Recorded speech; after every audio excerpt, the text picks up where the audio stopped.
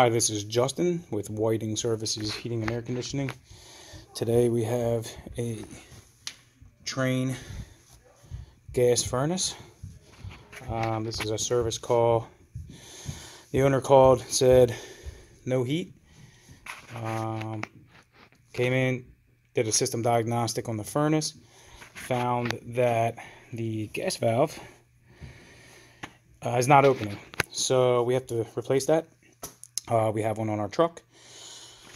Also, there's some evidence here. It looks like calcium buildup.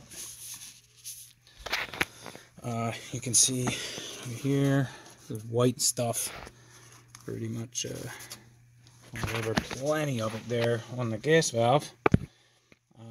Down here and on the bottom of the induction blower there. Combustion air fan. So this is due to moisture coming from the vent connector. Basically the exhaust gases which go up through the vent connector and to the chimney back there, those gases, if they cool too much, the moisture or steam in that exhaust gas will actually condense and run back down the pipe and into your furnace, and can drip on the floor. Pretty detrimental, and that's probably what took out this gas valve over time. And it also will severely decrease the life expectancy of the combustion air fan. This fan's still functioning. I recommended replacing this furnace because the amount of money that they're putting into it today is roughly 30% of a new furnace, and it's going to have another major component breakdown pretty soon. Probably a combustion air fan is next, but also blower motor, ignition control module. Any one of those big components can go, and then you're sinking a lot of money into a furnace that's on its way out the door anyway. You save a lot more money in the long run at this point just putting a new furnace in. But this owner has elected to roll the dice, and we're going to put this gas valve in and get her back up and running, and most likely going to be out here again at some point soon. And that's it. So I'm going to get started. I got gas valve here, box, and also have an igniter, which I also recommended replacing because the igniter in this furnace, you can see, I don't know how well you can see, but it's pretty worn out. You can see the white parts in that igniter up there and the element. It doesn't get as hot as it used to, and when that happens, it doesn't light off the flame as easily. Sometimes eventually it just won't light the flame. It won't get hot enough. Also, they end up cracking and breaking when they get to that point where they have that corrosion on there. So I recommended replacing it to prevent a breakdown midwinter, but the owner elected not to do that. So he would have saved about $150 if he had done it today while we're doing everything else. So we'll be back to replace that at some point. I will get started here and be back in a few minutes when I get this old one out of here. Okay, so what I'm going to do here is I already removed the T. You see T and drip leg down there with the other side of that union. I pulled it off of here. What I'm going to do next is remove this screw, this one, and this one. I'm going to detach these wires here. Let's see.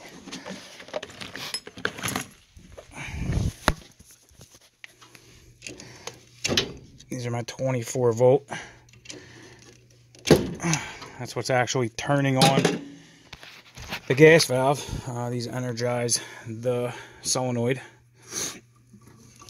Now I'm going to take off these 4 bolts, and when I do, I'm going to pull this whole pipe, gas rail, and incoming pipe, all that off. I'm going to put it on the new valve and then slide it back in. Okay, I have my bolts disconnected, so you can see this whole piece can come out just like that. Now it'll be a lot easier for me to get the piping off of the old valve and put it on the new valve. Okay, now you can see I have the old gas valve apart from piping. Now I'm going to take the new gas valve and put it all back together. One thing I want to show, just to note, it's important that you pipe these valves in the right direction. This one you see has a little arrow on the bottom showing direction of gas flow, which would make this guy over here the in, and if you look closely, it will say right there, in. This would be your gas inlet, and over here would be your gas outlet. Not sure if it says anything over here, but we don't need it to. We got in right there, and we have our arrow direction of gas. So keep that in mind. Don't want to put these in backwards. Can definitely damage the gas valve, and of course won't work properly. Okay, let's see if we can get this together. Okay, so our new manifold is together. You can see the new gas valve on there. Gas comes in down this end, through the pipe, through the valve. It's actually a pressure reducing valve, so it's taking a higher pressure gas and reducing it to a lower pressure gas and sending that to the burner. Let's see how it fits. It's important to get your piping back on there in the exact manner as the old one, or else you're going to have problems. Okay.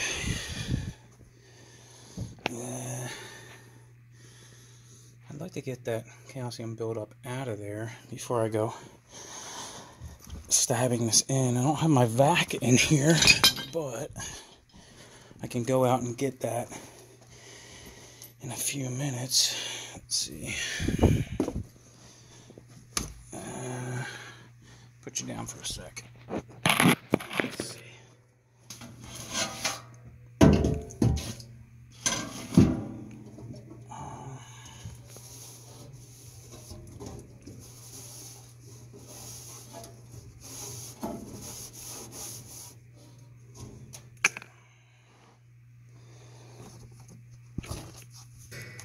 Alright, what I'm doing right now, while I have the camera down, is just wiping off that shelf there, get that calcium off of there, and we'll back out the bottom part. Now we're ready to send this guy on in. I'll just kind of stick him in there, holding the camera with the other hand.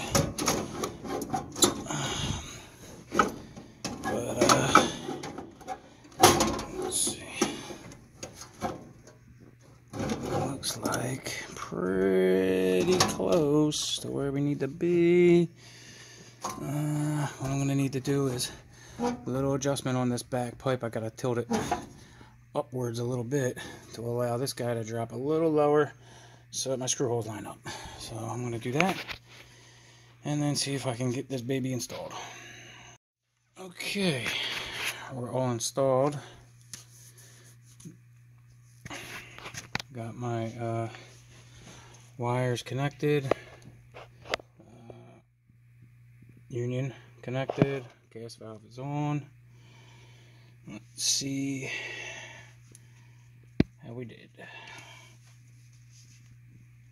Alright.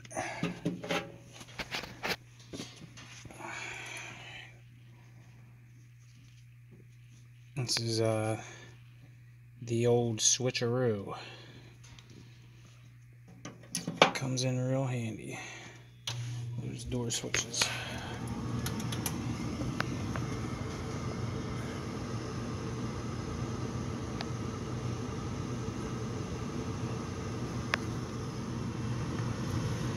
Igniter's lighting. You can see that glow back there.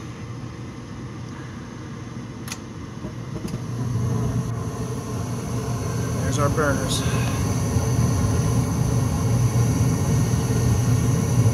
Everything's looking pretty good.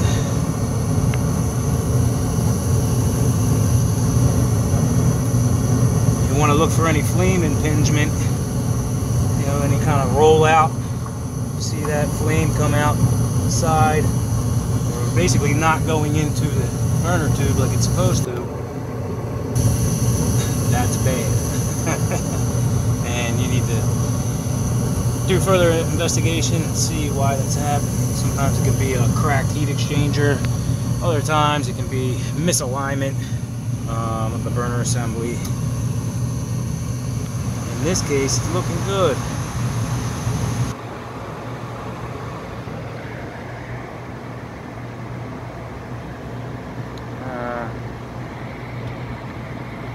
We're just going to get cleaned up here and get to the next one. Give us a call for any residential heating or air conditioning needs. Thank you very much. Have a great day.